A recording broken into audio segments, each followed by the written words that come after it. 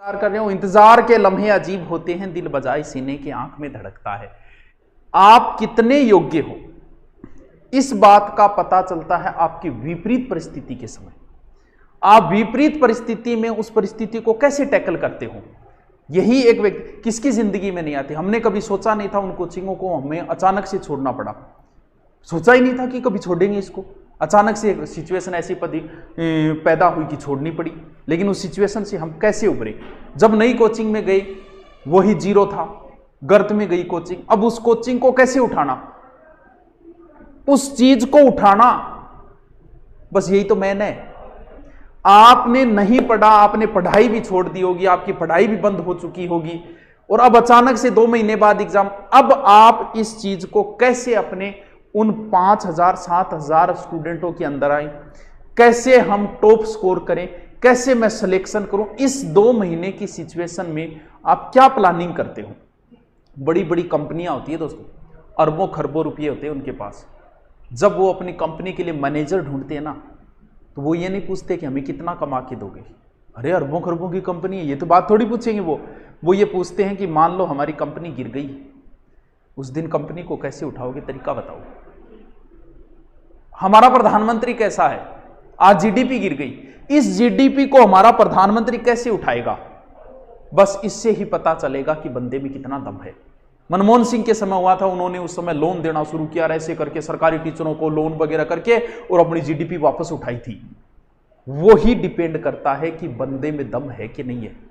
किसे पता था कि जीडीपी इतनी गिर जाएगी कि दिखाई नहीं देगी। अब आपके अचानक पेपर दे दिया, आपको तारीख दे दी, तैयारी आपकी नहीं है। अब तैयारी करनी, क्या शेड्यूल करना, आप टॉप पे कैसे आओगे। ये सिचुएशन जो है ना, इससे जो निकल गया ना, वही आगे सफल होता है। हर आदमी की लाइफ में ऐसी सिचुएशन आती है कि सब कुछ अचानक से आता है। अब अचानक पे आप क्या करोगे भाई। मैं ऐसी कई उदाहरण है मेरे पास। किताब का मैंने नाम चेंज किया, फिर मैं टॉप पे आ गया। लॉकडाउन के समय ऐप की सारी ग्रोथ रेट गिर गई थी ऐप की। मैंने वापस ऐसी स्कीमें तैयार की, वापस हम टॉप पे आ गए ऐप में। मैं अपनी क्षमता रखता हूं, मैं आज भी जीरो से शुरुआत करके टॉप पे जाने की क्षमता रखता हूं। किसी से राय नहीं लेता, किसी से कुछ नहीं लेता, कैसे जाना है।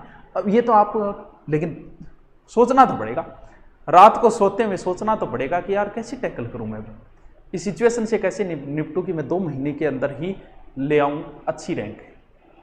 मैंने ऐसे बच्चे भी देखे हैं जो 2 महीने 3 महीने पढ़ के, मैं ला सकता हूं ऐसे बच्चों को आपके सामने। मेरे पास पढ़े हुए बच्चे हैं जो 3 महीने में राजस्थान पुलिस में सिलेक्ट हुए, और मैं ऐसे भी बच्चों को जानता हूं जिन्हें 3 साल हो गई, सिलेक्शन नहीं हुआ। गुरुजी ये क्या है, 3 महीने वाला हो गया। क्योंकि डिपेंड करता है कि लास्ट टाइम में आप कितनी मेहनत करते हो और कितनी अपनी नजरों के सामने से निकाल पाते हो। 3 साल की तैयारी, 3 महीने की तैयारी, ये डिपेंड नहीं करती।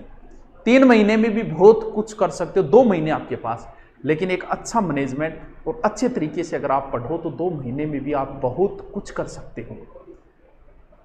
अलग अलग प्रकार के स्टूडेंट हैं, सारे प्रकार के हैं, लेकिन सबसे बड़ी समस्या है आप अब घर पे बैठे हो। अब आपको सोचना है कि आपके घर पे तैयारी हो रही है कि नहीं हो रही। भाई मुझे क्या पता, भाई आपके घर का मुझे नहीं पता। जो बंदा वर्तमान में घर पे है और 12 घंटे 10 घंटे, अब पूछेंगे सर कितना घंटा पढ़ना सिलेक्शन हो जाए। अरे तो यार पढ़ाई में तू क्या घंटा देखे। पढ़ने वाला, भगवान की भक्ति करने वाला कभी समय नहीं देखता, और जो पढ़ते पढ़ते टाइम देखते हैं ना, वो उनका सिलेक्शन नहीं होता। पढ़ते पढ़ते टाइम देखो और तब को, और 3 घंटा होगी मन पढ़ता, तब होता है सिलेक्शन।